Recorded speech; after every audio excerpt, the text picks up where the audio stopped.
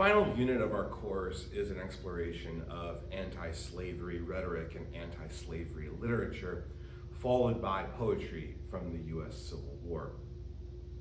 I think it's important, before we take a look at the literary texts involved in our discussion of anti-slavery rhetoric and anti-slavery literature, that we have a firm historical grounding in the events that lead up to the U.S. Civil War. This is important because since the beginning of our course, I've argued that there is a reciprocal relationship between history and literature.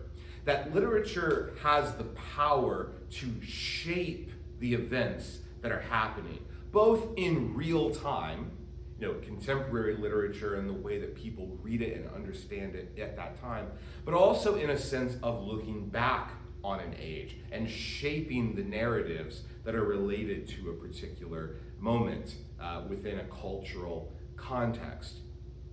I've also made the case that historical forces have a tremendous impact on the literature that is produced, and that I think the best and most vibrant and engaging way to study literature is to put it within its historical context. That's not to say that literature cannot be read and appreciated outside of its historical context. Of course, it certainly can be. But I think having that historical context is so critical to really understanding what the work is trying to do.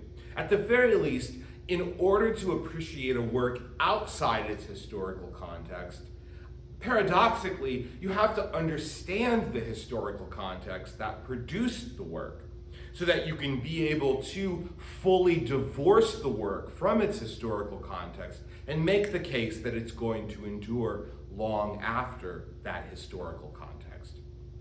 There's a lot of texts in the anthologies that we've looked at this term that could simply be appreciated outside of their historical context, right? It feels in a way that Ralph Waldo Emerson's self-reliance speaks to us in our own age just as much as it spoke to Emerson's original audiences. Or that Whitman's poetry or Dickinson's poetry seemed to tap into something essential in the human experience that allows them to endure. But I think a full appreciation of Whitman and Dickinson really only comes by situating them within their historical context. Likewise, I think a discussion of the U.S. Civil War often misses the key events that lead into the war, right? It seems relatively uncontroversial in a modern educational setting to say that slavery is the cause of the U.S. Civil War. Now, that hasn't always been the case, that it's been uncontroversial, and in fact, many people would say that really what caused the Civil War was a differing governing philosophy of whether the federal government had the right to tell states what to do, a states' right position, so on and so forth.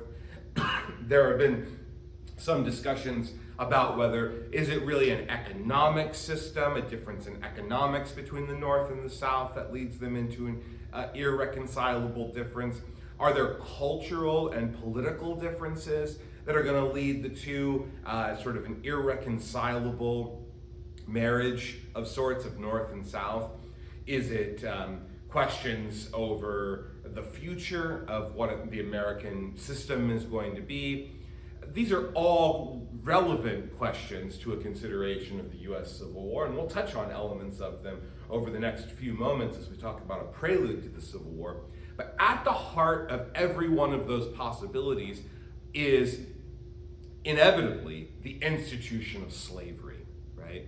If the Civil War was about states' rights, as has often been said in decades past, and even some circles today is still said, if the Civil War was really about states' rights, the question arises, a state's right to do what? That's always the question at the heart of any sort of states' rights discussion. The right of a state to do what? And that in itself is an irreconcilable difference that's going to incorporate both the side that wants to constrain and contain the institution of slavery, and the side that wants to expand the institution of slavery. Sometimes I think when people say slavery is the heart of the conflict in the Civil War, there's a little bit of semantic play that people can do in order to push back on that.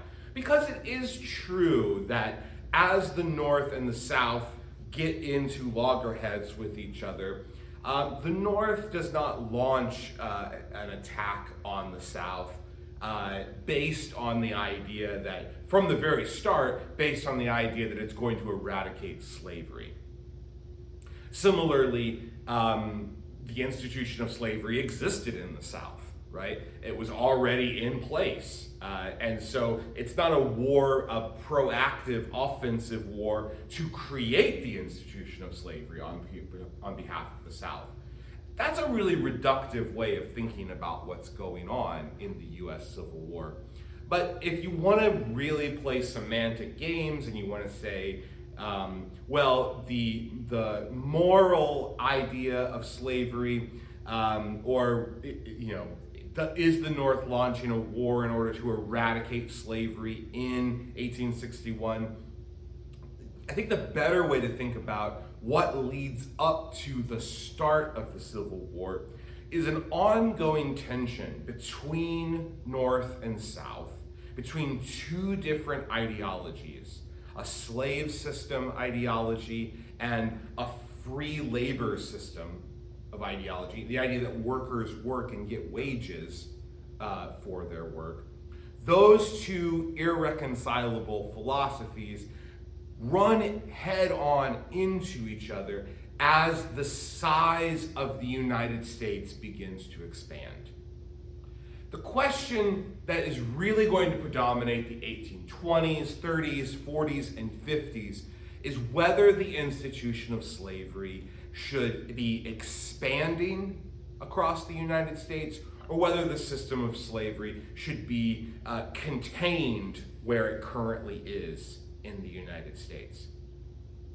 The possibility of breaking free from the United States for the southern states is the possibility of being able to expand the system of slavery, to expand a slave economy, a slave society, beyond just the areas that it felt like it was being boxed into. There are efforts during the time that lead to attempts to expand slavery within the United States. Some of those attempts are quite successful, but many of the attempts lead into ongoing and rising political tensions, sectionalizing, polarization in the United States, until finally it reaches a breaking point.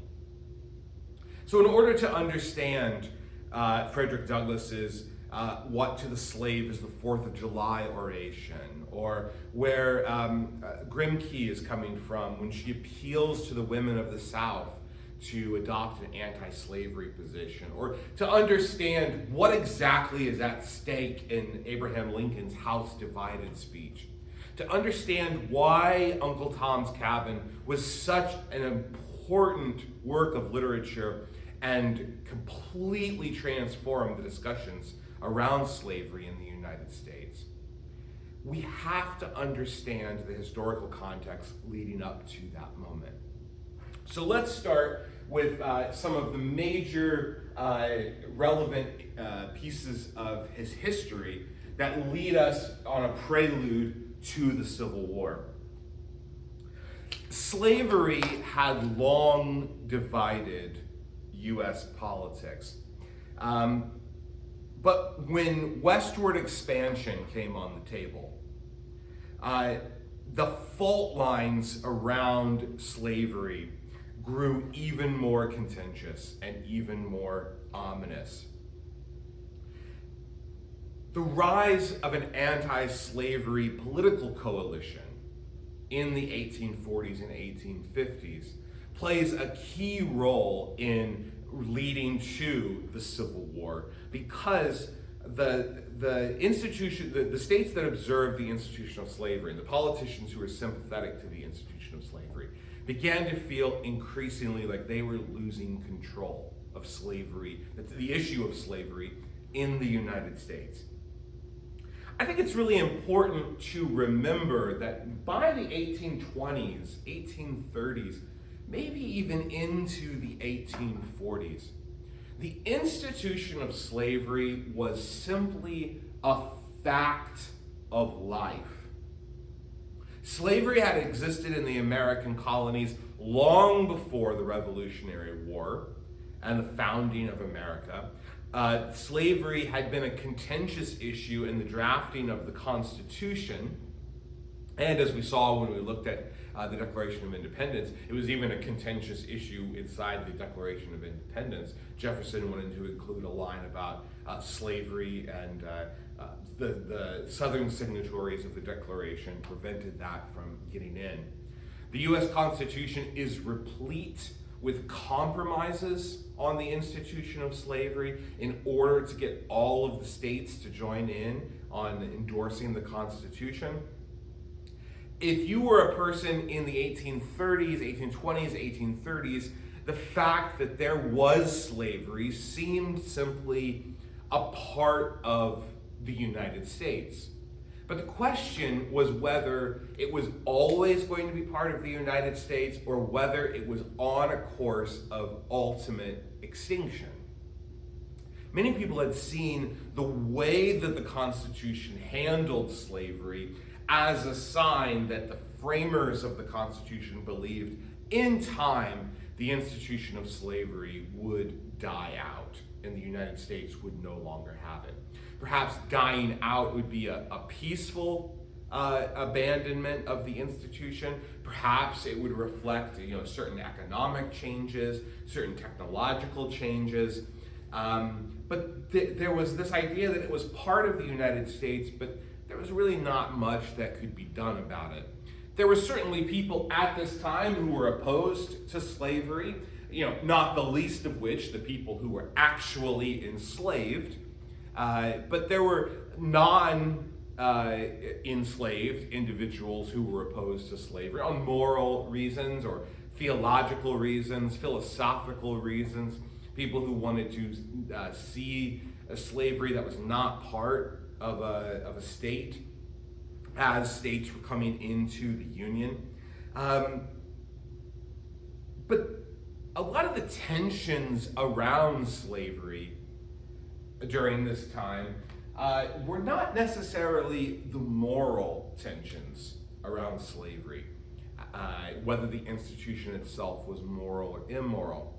It just sort of was, a reality inside the United States, and a lot of the questions around slavery involved if slavery expanded, what would that mean for individuals who were trying to make a living, sort of working class individuals who were trying to have a job that provided a living wage that they could use to support their families. What is the reality of labor on the ground in a slave economy? These are questions that are really at the heart of American politics. And so early efforts around slavery raised certain questions about how slavery itself was going to be contained or how slavery was going to be allowed to move within the United States. As early as 1820, we have the first of the major tensions that are arising in American culture. Now, just think about the date here, 1820, right? The Constitution comes into being in 1787. So by 1820, we are having a major inflection point of tension regarding whether slavery is to be contained or whether slavery is to be expanded. We're only talking about 33 years after the signing of the Constitution, the adoption of the Constitution. And now we're already at a tipping point. That's a complicated issue, right? approximately 30 years or so, right? I mean, 1787 into 1789 into 1791, we've got all of this evolution of the adoption of the creation of the Constitution and the adoption of the Constitution and the election of George Washington and the creation of the Bill of Rights. I mean, all of these issues are sort of wrapped up with each other. And we're really only talking about approximately a 30-year period before the question arises that seems like it's going to create this major fracture point in the United States. So the first round of dealing with this fracture point turns into the Missouri Compromise of 1820. And if it's been a while since you've had a U.S. history class, I'm going to refresh you on some of these major ideas, because once you, I think, have a greater understanding of those, you'll be able to appreciate the literature that we're going to take a look at in much more detail. So the question on the table with the Missouri Compromise of 1820 is, how do states enter into the Union with a determination of whether they are going to have slavery or whether they're going to be free states? This is a volatile political issue because if you remember the way that the Constitution is structured, the Constitution gives every state 2 senators. And at the time, we have a balance of states with slavery and states without slavery. And so you have both sides worried that if you start admitting new states to the Union and they're going to have slavery or they're not going to have slavery, sooner or later you're going to lose that parity that is established within the government. That's allowing both sides to keep the other in check. So the Missouri Compromise of 1820 is concerned with the Missouri Territory. And one of the concerns with the Missouri Territory is where it's positioned in the United States is like right in the middle of the United States. If you look at Missouri on a map, it's right in the middle between the northernmost reaches of the U.S. and the southernmost reaches of the U.S. And the question on the table is Missouri going to be able to come into the Union as a free state or as a slave state, which is what it was trying to do. So the compromise strikes a balance, and Missouri is able to be admitted into the Union as a slave state. Maine is admitted into the Union as a free state to maintain that balance. But part of the Missouri Compromise is the idea that at the 3630 parallel, it's a line that runs across the United States on a map, right? A line of latitude that runs across the United States. The idea here is that slavery is not going to exist above the 3630 parallel going forward, right? Except for the inclusion of Missouri into the Union. So if you take a map of the United States and you draw a line across it, right? Any state formed in the north of that line is going to be free from this point on, and any state formed below that line has the possibility of having slavery.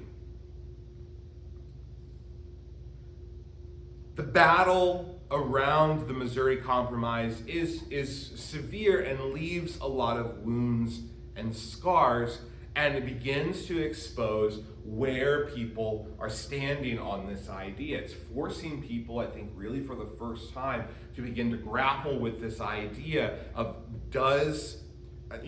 as the United States starts admitting new states from the territories it's acquired, the Louisiana Purchase at this time that Thomas Jefferson buys from France in the early 1800s is a lot of territory that can be turned into states. And the question is going to be, how will that territory start to be divided up? And as it turns into states, how are the states going to be added into the Union?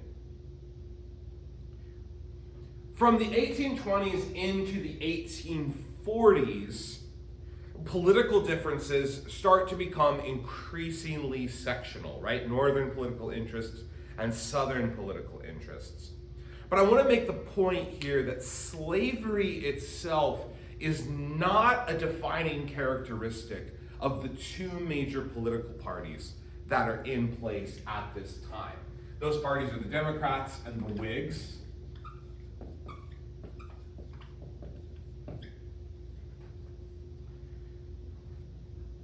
It is a defining characteristic insofar as the Democratic Party at this time was primarily a Southern party, but there were Northern Democrats as well.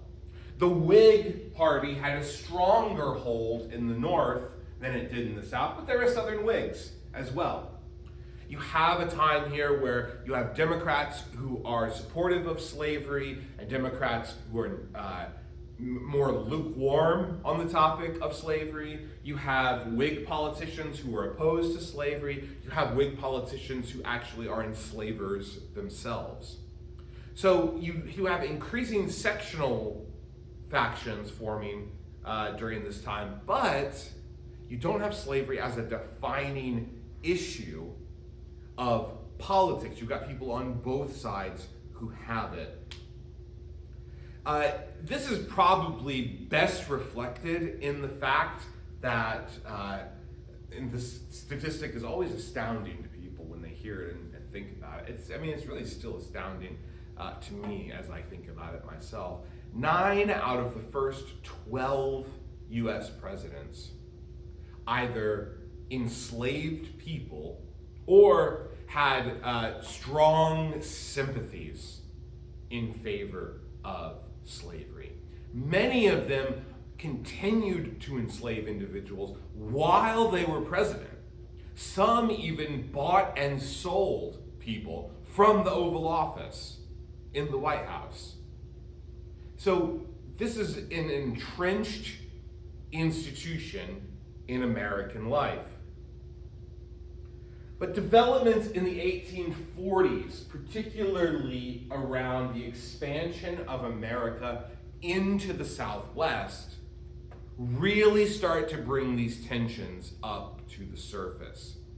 And I think probably the key factor to consider here is that once America in the 1840s begins to have a much more ambitious and expansionist goal, as the American federal government begins to think that the lands that will be America need to run from the Atlantic Ocean to the Pacific Ocean, there starts to be increasing concern around opponents of slavery that the federal government is playing favorites. And they are siding more and more with the institution of slavery. It's one thing if something is a fact of life and it seems like it's there, and you've got people on both sides who are engaged in it and people on both sides who are opposed to it, and you have more of a spectrum of grays rather than a black and white division in terms of politics and polarization. But once it seems like the federal government starts playing favorites or taking sides in the debates around slavery, this is when you start to have an increased experience, an increased attention being paid on the institution of slavery, and should the institution of slavery continue, right? So William Lloyd Garrison, the noted abolitionist William Lloyd Garrison, launches a newspaper called The Liberator in 1831. It's an abolitionist newspaper in 1831. And Garrison, as a publisher and editor of the abolitionist newspaper, it starts as a paper that's in the margins and increasingly gains visibility, right? If you look at the way that writings of the abolitionist cause begin to pick up steam from the 1830s into the 40s and then certainly into the 50s, when a lot of this is really generating the most controversy and tension, you can start to see that the way that the literature is starting to take form is reflecting what the society is going through, but it's also helping to shape and push the society. The Mexican-American War takes place over the lands in the state of Texas. The United States had annexed Texas and brought Texas in to become a state in the Union. It's going to have slavery in it as well. And Mexico had never recognized the cession of Texas, or the ceding of Texas to the United States. So a standoff occurs between American soldiers and Mexican soldiers, and that is a pretext to go to war to claim a lot of lands related from Mexico, and so America can gain more land and help expand the size of its territories.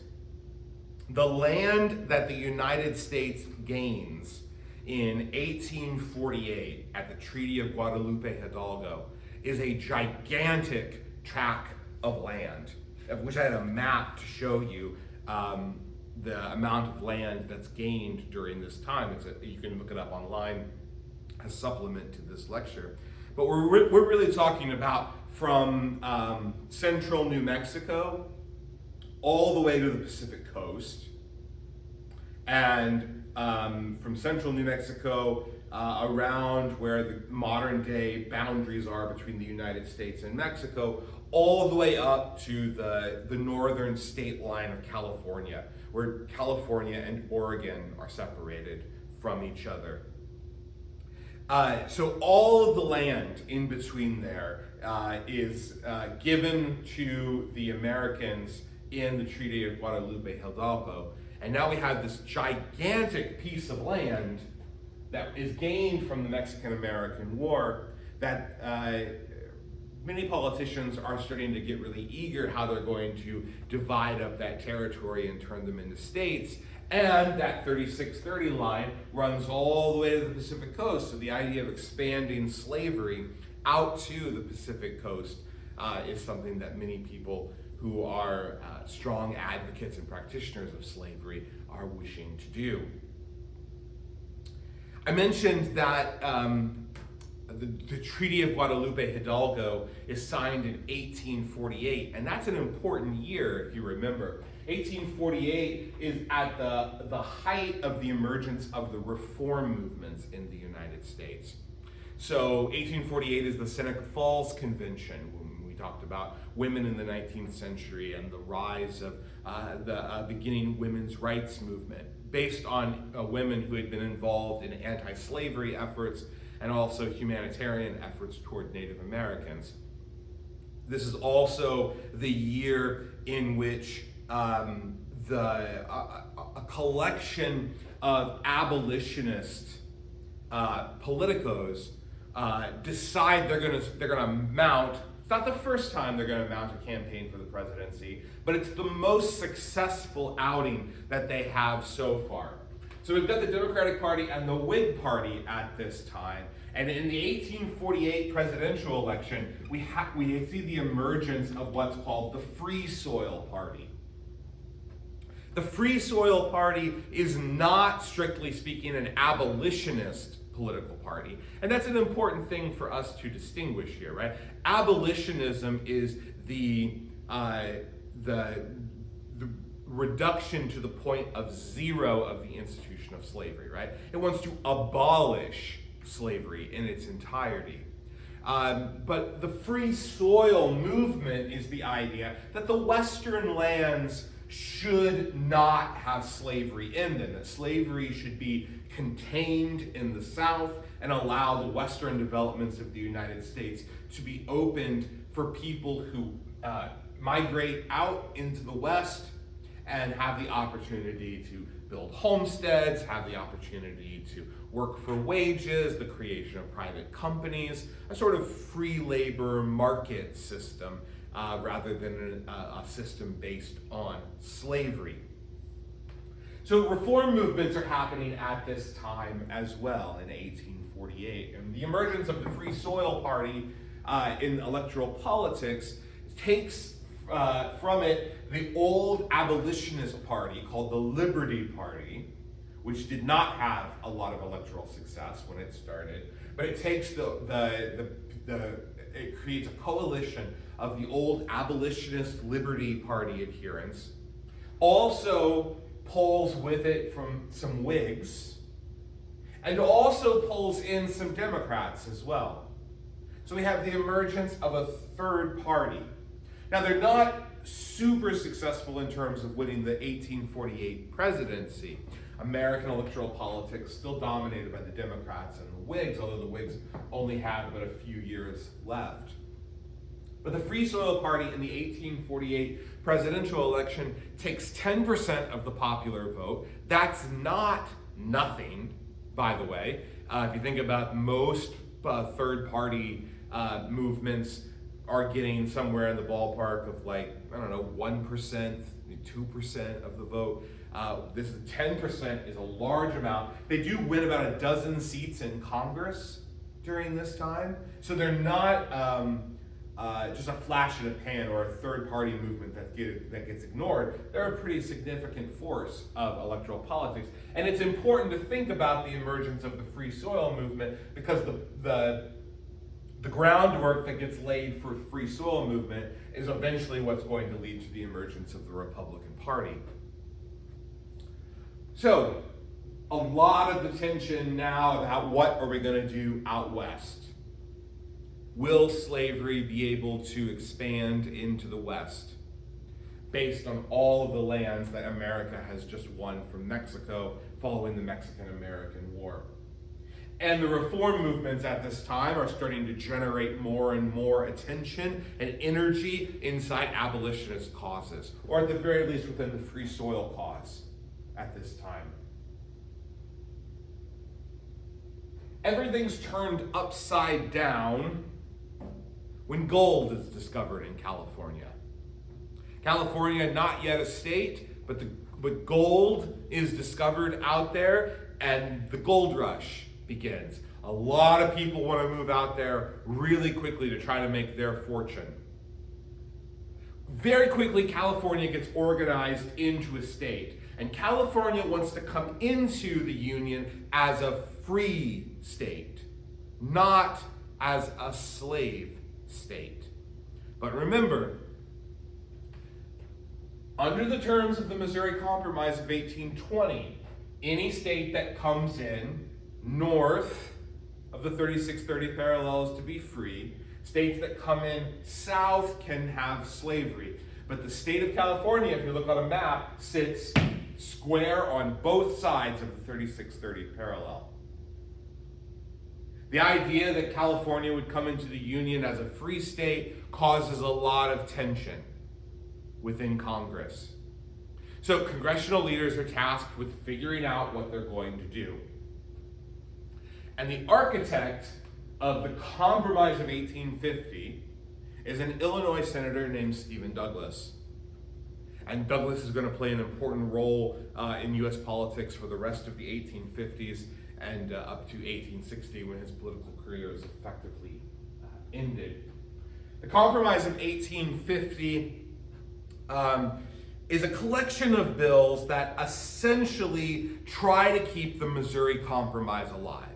Try to keep that status quo going so that the two sides, the free soil, free labor, abolitionist wing, that coalition of political interests, and the pro-slavery side can find sort of a détente and continue going forward. The compromise had multiple parts to it, and I want to run through really quickly what they are. The first is that California gets admitted to the Union as a free state in its entirety. The second is that any unorganized territory in the New Mexico territory, which is to the south of the 3630 line, and the Utah territory, which is to the north of the 3630 line, would be allowed to determine their own fates based on votes, what's called popular sovereignty, a vote of the people who are there. A ban on the slave trade in the District of Columbia is enacted. Slavery itself is not outlawed in the nation's capital, but there can no longer be markets where enslaved people are bought and sold in the District of Columbia. And perhaps the most controversial and therefore most consequential element of the Compromise of 1850 is the emergence of the Fugitive Slave Act. The Fugitive Slave Act is clearly seen as a gambit to extend the influence of slavery all over the entire country. The Fugitive Slave Act is a law that allows the federal government to have a tremendous amount of power in catching people who have fled from slavery and returning them into slavery. Local authorities in the North were not allowed to interfere with the capture of people who were fleeing from slavery. Many Black Americans at this time became so startled by the provisions of the Fugitive Slave Act that either they relocated to England, which by this time had abolished slavery, or they fled to Canada, which was under the dominion of England or of Britain. This Fugitive Slave Act did not provide the right to a jury trial for anybody who was accused of fleeing from slavery or escaping slavery. Authorities were paid $10 if an accused person was determined to have fled from slavery, and they were paid $5 if it was determined that the accused person or defendant was in fact free. So the legislation is set up to pay twice the amount if somebody is determined to have been an escaped individual from slavery. So you can see kind of right out of the gate here, the act itself is tilting the playing field in favor of slavery. And at this time, there are stories of individuals who were had mistaken identities. They were living free in the North, and they were accused of being an escaped person from slavery, and they were found guilty, and they were sent into the South to be enslaved, sometimes for the first time in their lives.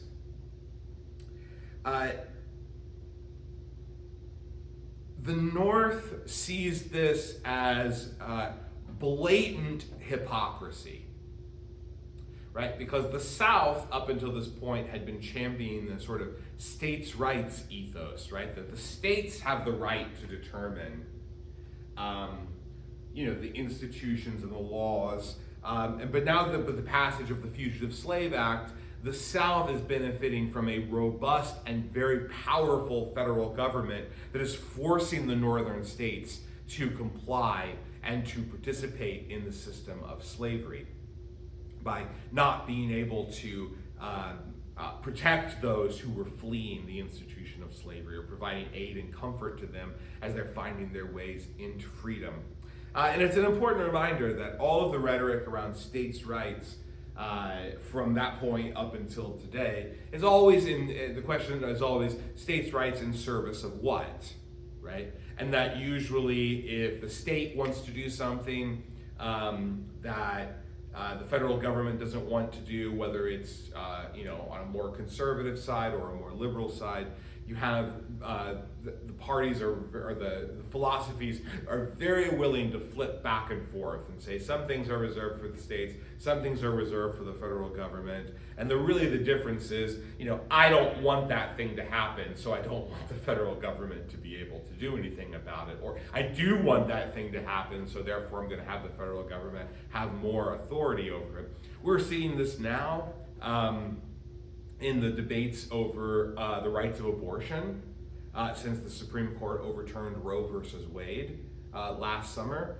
We're also seeing this now in some of the fights around the legal status of cannabis, which states have the right to do what, and so forth. I mean, these issues are still ongoing and can be thought of in that way as a reflection of the kinds of debates that are happening in the South and the North in the lead up to the Civil War. In 1852, Harriet Beecher Stowe publishes Uncle Tom's Cabin. And Uncle Tom's Cabin, as we'll see when we turn to anti-slavery literature, is a landmark text that really brings the anti-slavery cause up to the daily conversation. It's the second best-selling book in America in the 19th century, second only to the Bible. And Uncle Tom's Cabin is a novel that has a lot of very morally ambiguous characters, and both the North and the South become implicated in a lot of the issues surrounding slavery. So it's a landmark and watershed book, and we'll talk about a little more the effects of Uncle Tom's Cabin. But it's important to see that Uncle Tom's Cabin is published and comes out of the reaction against the Fugitive Slave Act that was part of the Compromise of 1850. So, where do we go from here? In the 1850s themselves, this is where tensions really start to ratchet up. So by the time, I think, the Civil War, I think it's not a surprise to a lot of people by 1861 when the Civil War begins, because a lot of the tensions have been ratcheting up throughout the entire decade of the 1850s. Quickly, let's touch on some of the major issues that are going to affect culture leading up to this time. First, the Kansas-Nebraska Act. Stephen Douglas, architect of the Compromise of 1850, wants a transcontinental railroad, or there's going to be a transcontinental railroad that's going to run from the Pacific to the Atlantic, and Douglas wants a major spot on the transcontinental railroad to be the city of Chicago in Illinois, the state that he represents. But in order to have that, the territories, the Nebraska territory, needs to be organized into states. In order to get that through, though, Douglas has to institute the doctrine of popular sovereignty.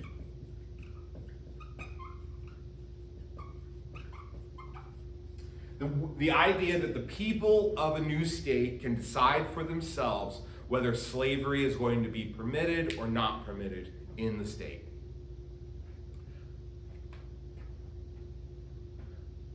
The Kansas-Nebraska Act explicitly repeals the Missouri Compromise, because all of the states of the Nebraska Territory are above the line that had been previously considered to be sacrosanct, that no states north of that line would have slavery. The Kansas and Nebraska Act kick off the migration of many people going out to try to get settled into the new state of Kansas. The hope being that if they can get settled within the state of Kansas, if they are sympathetic to slavery or they are opposed to slavery, they can get settled and they can vote, right? That's the problem ultimately with popular sovereignty is you're going to let the people decide, great, but who gets to vote? How long is there going to be before people get to vote? People who are trying to relocate their families with all of their enslaved humans, it took longer for them to get to Kansas than somebody who's just picking up and moving to Kansas and is perhaps a proponent of free labor ideology because he's a proponent of free labor ideology. He wants to work for himself or he wants to work and get wages. And so there's questions around what's going to happen. This raises tensions out in the plain states as they're starting to be formed, and that tension actually turns into violence out in Kansas. The phrase is usually incorporated there, bleeding Kansas. So violence arising between those who are in favor of slavery and those who are against slavery. We have the birth of the Republican Party in the 1850s, and the Republican Party is a coalition of people who would have been part of the Free Soil movement. They also pick up a lot of the Whigs who become defunct around this time. The Republican Party emerges as an opposition to the expansion of slavery. and in opposition to the emergence of the sorts of things happening out in the Nebraska territories under the Kansas and Nebraska Act. When the Republican Party launches in 1854, they run a candidate in the 1856 election for president, John C. Fremont. They nearly won the presidency. The first time out. It's a huge swing in favor of a party away from kind of where the status quo is, right? The Democrats still win the 1856 elections, but the Republican Party emerged as a very powerful force. In fact, so powerful in the 1856 presidential elections that you have many people who perhaps philosophically or ideologically or morally, they find themselves in aligned with the Republican Party, but they don't vote for the Republican Party because they're afraid that if the Republicans win the presidency in 1856, it's going to break the Union in two because the tensions are running so high. That's exactly what happens in 1860 when the Republican Party wins the presidency with Abraham Lincoln at the top of the ticket. So maybe one final point on this, or you can think about this. The controversies that are rising up at this time and the new political movements that are forming and the fluidity of the political parties is, I think, an important takeaway. Don't try to look back at this moment in time through the frame of a highly polarized two-party system today. That's a mistake that I see a lot of people making, right? The Democratic Party of the 1850s and the Republican Party of the 1850s are not the same Democratic and Republican parties as they are today. There hasn't even been one change to the Democratic and Republican parties since the Civil War. They've changed multiple times. And we see this now when there are highly polarizing figures or highly polarizing political issues. People start to move across the parties. There are realignments from within the parties. This is a normal part of the political process. It's not a stable, this party has been the same since this year. The principles that it's founded on are exactly the same as they were. There are lots of political rhetoric around that, but that's not really the case. And so we have people who maybe would belong to the Republican Party who are voting for the Democrats in an election because they're scared of the ramifications, what would happen if the Republican Party were to win the presidency in 1856. Just keep that in mind. Okay. The Dred Scott decision of 1857 is a notorious landmark Supreme Court decision that gets handed down. It's momentous and it's shattering. Some people make the case worst Supreme Court decision ever made. There are certainly debates around that. The Supreme Court has made a number of really terrible decisions over the years. Let's talk about how Dred Scott changed the landscape and helped lead to the Civil War. The Dred Scott case was an attempt by the U.S. Supreme Court to settle the controversies. All of this stuff leading up to the Dred Scott decision. The Supreme Court assumes that it can settle the question once and for all. Not on the constitutional status of slavery, right? Because at the time, slavery is permitted in the United States. But the Dred Scott decision is an attempt to settle all of the questions about slavery's expansion. Here's what happened. Dred Scott was an enslaved man from the state of Missouri. His enslaver had taken him north to the Minnesota Territory, where slavery was not permitted. While living in the Minnesota Territory, the question arises, is Dred Scott going to be, free, or is he not free based on the years living in the Minnesota Territory? So this is a deliberate test case by people who are sympathetic to the abolitionist cause, and they help Scott sue to gain his freedom.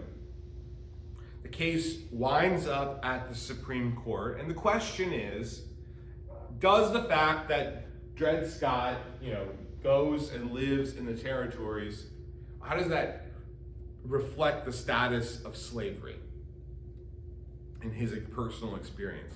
But the Supreme Court tried to solve the issue by going big. The Dred Scott case has three major parts to it, three major decisions. And it's important to understand each of these realities, because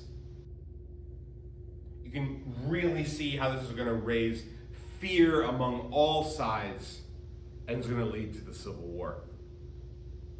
First, the Supreme Court ruled that Dred Scott, as a black man in America, could not sue for his freedom because no one of African descent could ever be considered a citizen of the United States.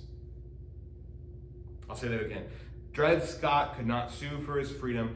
He didn't have the right to sue because Scott and also no one of African descent could be considered a citizen of the United States. This is part of what the Reconstruction Amendments following the Civil War are going to address, right? Going to grant citizenship to all people who are born in the United States. Second, the Supreme Court ruled that enslaved people were property, and that the Constitution's protection of property rights means they can be transported around the United States as property. They cannot be, enslavers could not be prohibited from taking the people they enslave with them into the territories. And finally, the Supreme Court ruled that Congress had no right to ban slavery in the territorial lands that the United States was acquiring. This Supreme Court decision sent a firestorm through the political world and woke a lot of abolitionists and people who were free soilers to the realization that slavery itself was on a path toward federal endorsement and expansion. That it seemed like the United States was on a path toward becoming more friendly to slavery and to people who participated in slavery than antagonistic to it. Following the Dred Scott case, Abraham Lincoln runs for Senate in the state of Illinois. He loses that race to Stephen Douglas.